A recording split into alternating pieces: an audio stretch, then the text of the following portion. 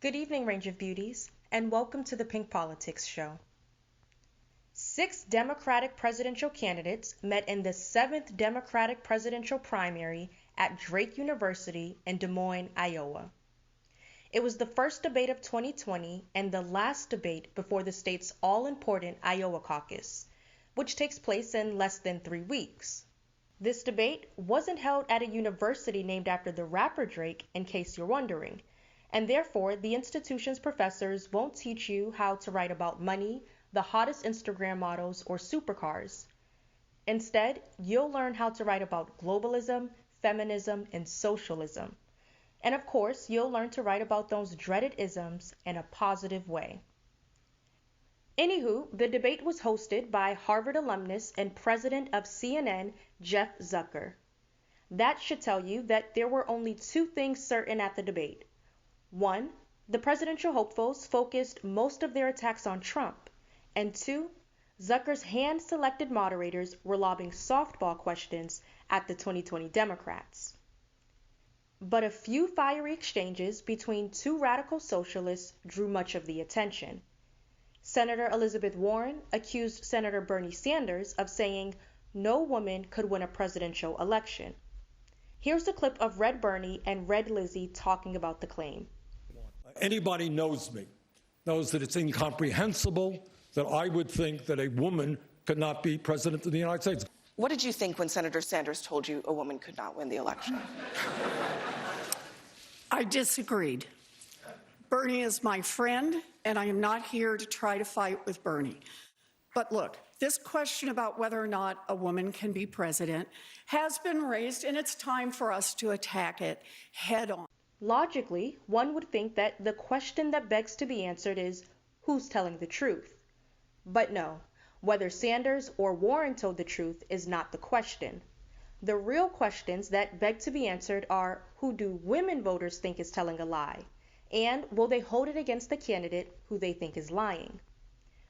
Right now, we're not going to try to figure out the answer to those 2 questions. But it is clear that the Democratic Party and their mainstream news media allies do not want Bernie Sanders to be the Democratic presidential nominee. Overall, the Democratic debate was appallingly uneventful, despite the conflict between the 2 spiritual descendants of Karl Marx.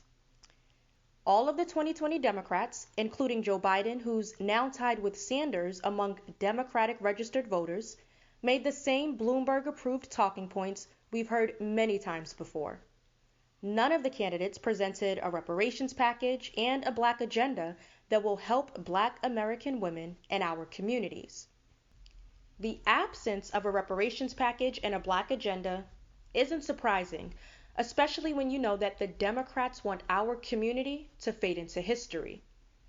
They know that a reparations package and a Black agenda would give new energy and strength to Black America, which of course would make it harder for us and our issues to be replaced by immigrants, gays, feminists, the Israeli-Palestinian conflict, the Iran nuclear crisis, and a host of other global issues that they, and only they, have an acute interest in.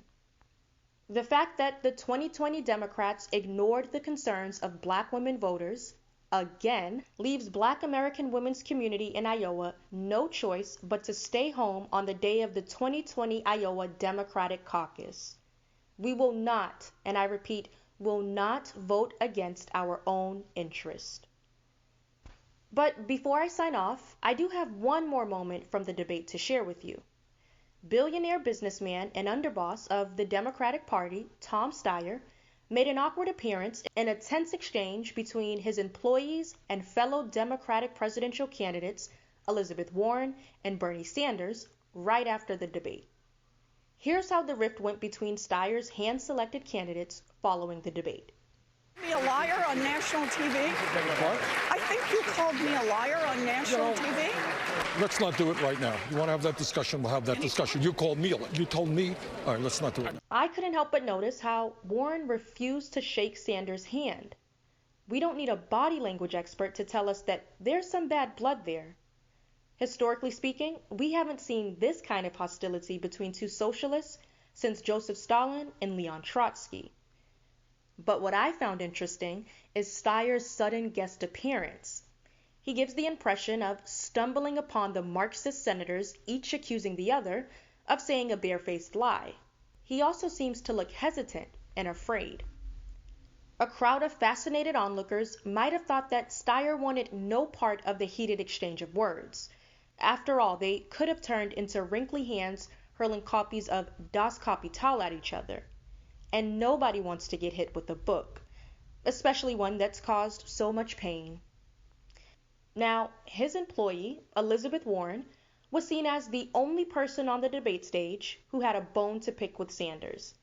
But if you ask me, Steyer was in on the act. He marched over to Warren and Sanders after the debate for two main reasons. Firstly, he wanted to make sure that Warren said what he and Bloomberg, more than likely, told her to say. And secondly, he didn't want Sanders to know that he had joined forces with Elizabeth Warren and CNN President Jeff Zucker, who was also in on the act to crush Sanders' presidential campaign. This is why he spoke and put his hand on Sanders' shoulder. Those cordial gestures were supposed to deflect attention away from him.